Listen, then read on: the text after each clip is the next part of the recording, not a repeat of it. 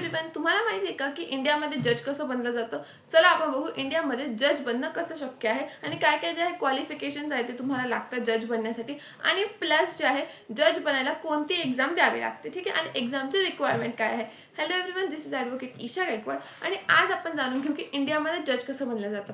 आता हे बघा, इंडियामध्ये तुम्ही जे आहे लॉची डिग्री घेतली, ठीक आहे, तुम्ही ॲडव्होकेट म्हणून रजिस्टर केलं, त्याच्यानंतर तुम्ही लगेच जे आहे ते सुप्रीम कोर्ट, हायकोर्ट, सेशन्स कोर्टचे जज नाही बनू शकत, ठीक आहे. तुम्हाला स्टार्ट करावं लागतं फ्रॉम स्टेट, ठीक आहे. आता इंडियामध्ये आहे टोटल 28 स्टेट्स आणि 8 युनियन टेरिटरीज, ठीक आहे.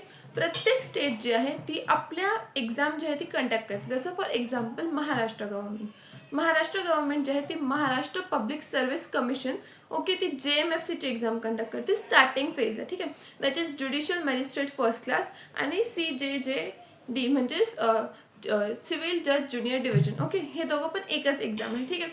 आता ह्या एक्झाममध्ये काय असतं, तर ह्या एक्झाममध्ये तुम्ही समजा पास झाले, ठीक आहे, ॲडव्होकेट म्हणून तुम्ही एनरोल झाले, त्याच्यानंतर तुम्ही पास झाले, मग तुम्ही जज बनता, ओके.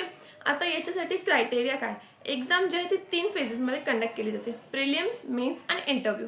प्रिलिम्स काय असते, तर प्रिलिम्स ऑब्जेक्टिव्ह असते. प्रिलिम्समध्ये जे आहे एक पेपर असतो, पण त्याच्यामध्ये 12 सब्जेक्ट्स असतात, ठीक आहे. 100 मार्क्सचे पेपर असतं, नेगेटिव्ह मार्किंग असते, +1 for correct answer and -0.25 for negative answer, ठीक आहे. सो एकदम वाईसली आन्सर करा, ओके.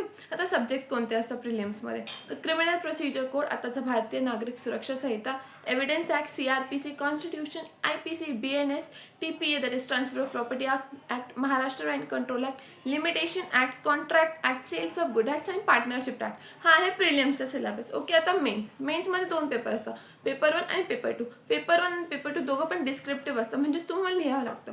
पेपर 1 मध्ये येतं CPC, TPA, specific relief act, law of contract, sales of goods act आणि पार्टनरशिप ॲक्ट. याच्यामध्ये तुम्हाला आन्सर्स लिहावे लागतात. देन पेपर 2 जो आहे त्याच्यामध्ये असते जजमेंट रायटिंग असते, ओके. जजमेंट रायटिंग करावे लागते तुम्हाला. कशावर, IPC, इंडियन एव्हिडन्स ॲक्ट, भारतीय साक्ष अधिनियम, भारतीय Nyaya Sanhita, CPC, civil procedure code, schedule caste and schedule rights, prevention of atrocities act 1989 पण असतो याच्यामध्ये, protection of civil rights act असतो 1955 आणि एसे असतो करंट टॉपिक अराउंड 800 वर्ड्सचा, ठीक आहे. आता प्रिलिम्सचे जे आहे ती फक्त क्वालिफाईंग आहे, त्याचे मार्क्स तुम्हाला जज बनायला जे आहे ते मोजले जात नाही, पण मेन्स आणि इंटरव्ह्यूचे मोजले जातात. मेन्स इज ऑफ 200 मार्क्स आणि interview is of 150 marks, okay.